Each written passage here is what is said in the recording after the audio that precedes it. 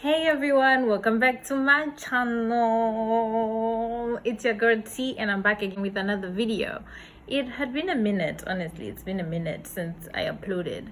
I've been overthinking it, so at the end I delete my pre-recorded videos. I don't know how I work on that. I don't want to just put out content that I'm not really happy with. So yeah, that's what has been happening. But I'm back, you guys, and I'm back with the story time of when my ex-boyfriend cheated on me and left me for a plus size girl. They can understand. I understand.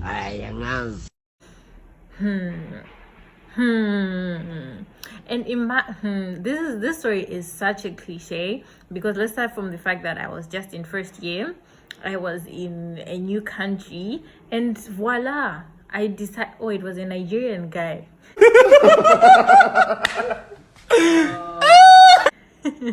Yes, it was a Nigerian guy, and voila, I decided to decide me that, oh, I found the love of my life. I don't chop love. And such naivety, if I think about it, it pained me. But yeah, so I hope you guys enjoyed this story, honestly. So let's get into the video.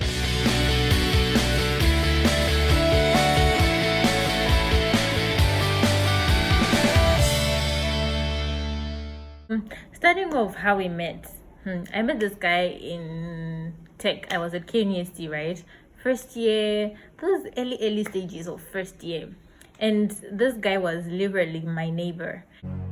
You know how, I think I mentioned it in the things that showed me in Ghana, that in uni, the hostel is a mixed hostel. And it's like guys' room and girls' rooms are just right beside each other. So this guy was my neighbor, right? And there was a time I was on the phone on the balcony and he came and then we just started talking.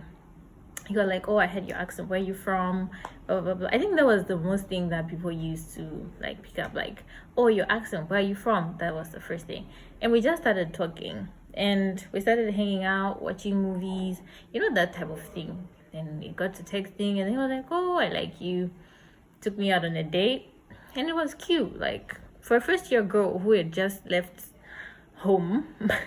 Moving on, after taking me on a date, we went to an arcade, we had food, and then we went shopping, that sort of thing. And it was nice. And for the sake of, let's give this guy a name. What should we call him? Let's call him Mike. Yes, this guy's name was Mike. Fine. And everything was so good, honestly. Like, everything was good. He got along with my friends. Okay, some of my friends. But yeah, he got along with my friends, of which, you know, when your boyfriend gets along with your friends, that's a plus. So in all honesty, by that time, it was good. I don't know, maybe me in my head, I was into too much perfection. But last, me, I saw a house, 5 children, a car, and a dog. Okay, I'm just kidding, but I really liked this guy. And then what happened? So that was the whole of first year, right? And then we went home for the summer vacation, which is almost like 3 months. And because of that, we didn't really connect, if I can put it, we didn't really communicate as much as people in a relationship would. So we just drifted apart.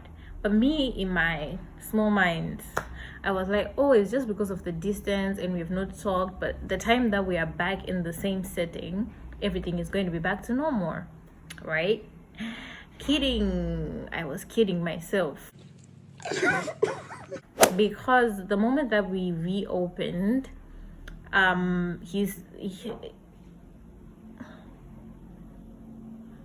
sorry, I thought someone was on my door. But the moment we reopened school, everything was just different. He started insisting on going out to parties. Personally, I don't really like crowded places. I get social anxiety. And I get really, really awkward. So I don't really like going out. He kept on insisting, like, let's go to this party. You know, at the beginning of the year, there are so many parties. By then, I was in second year. And we had changed rooms, so we're not neighbors anymore. And fine. I had changed rooms. No, he too had changed rooms. I think so, yes. and we're not neighbors anymore. Fine.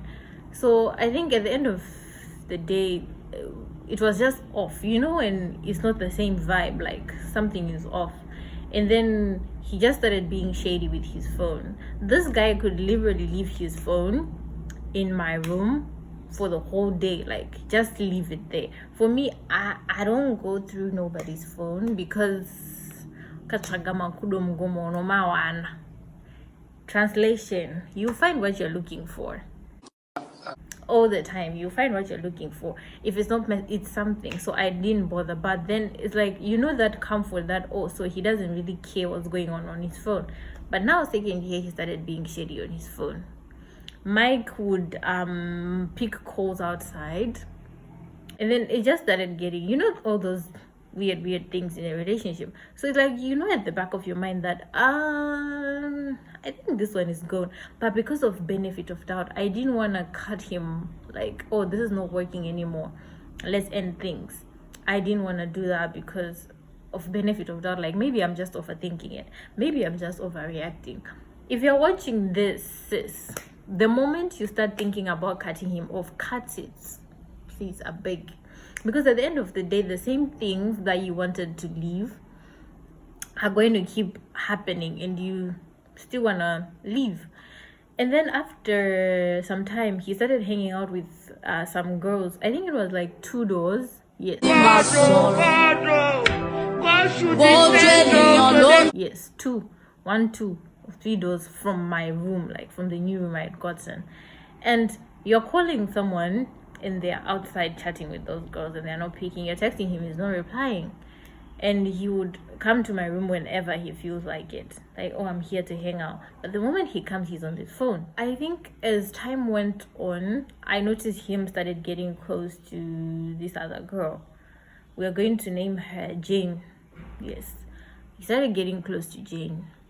So me, at the back of my mind, I wasn't bothered. I don't know, I wasn't bothered. Like, he's allowed to have friends and he's allowed to have interactions. It's not like you're supposed to be limited or anything like that, because I had friends, and I had male friends that he was cool with. So I was like, let me stop being ridiculous. I finally got the wake up call was when I would see this girl walking around in his clothes.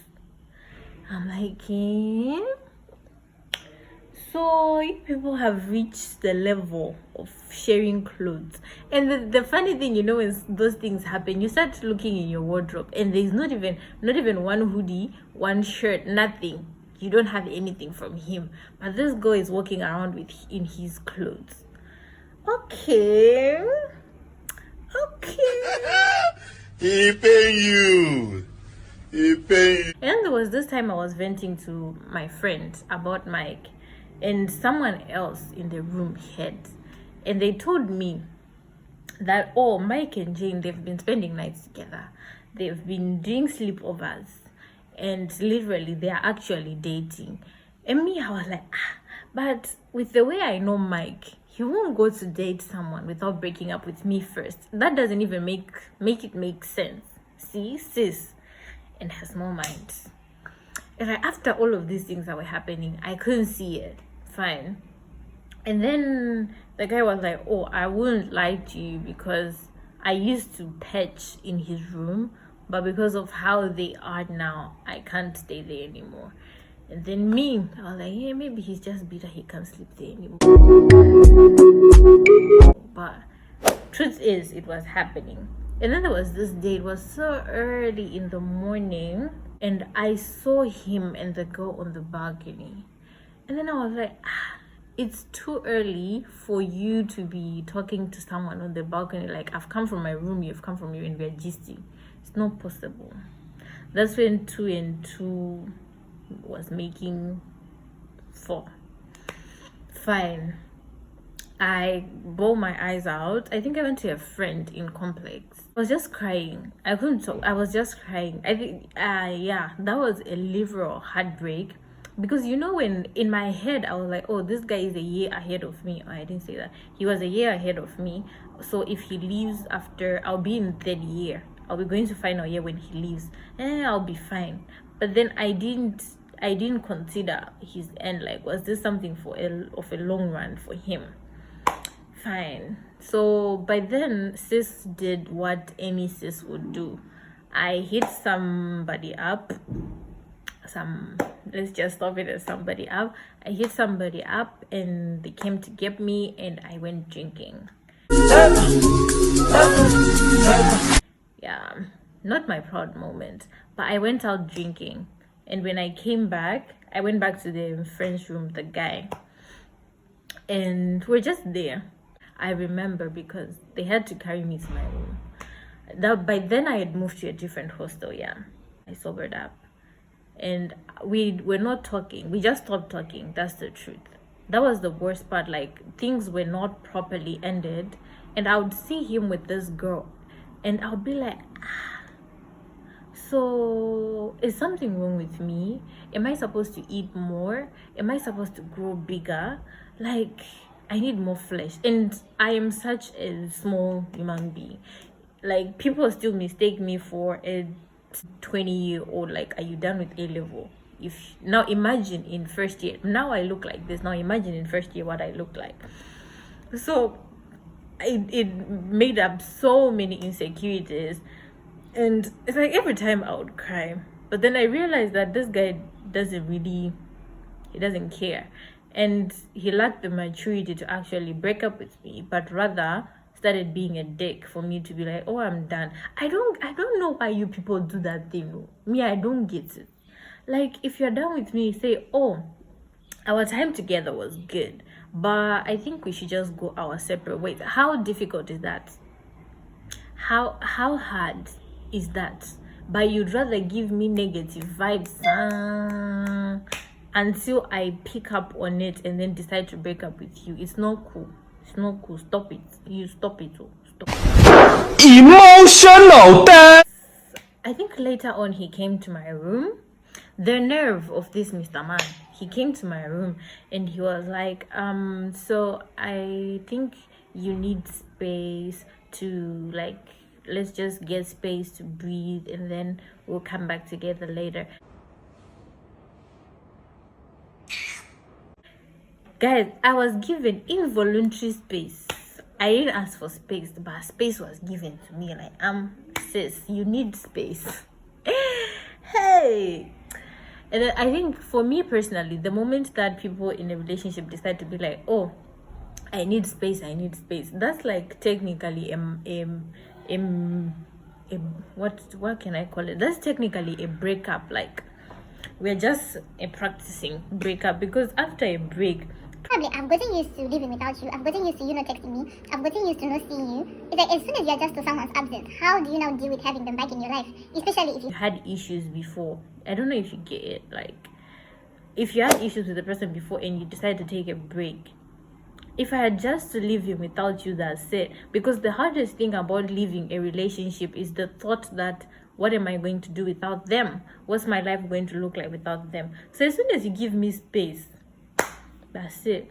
But already I was done with him. And I was just like, okay. And I left it like that.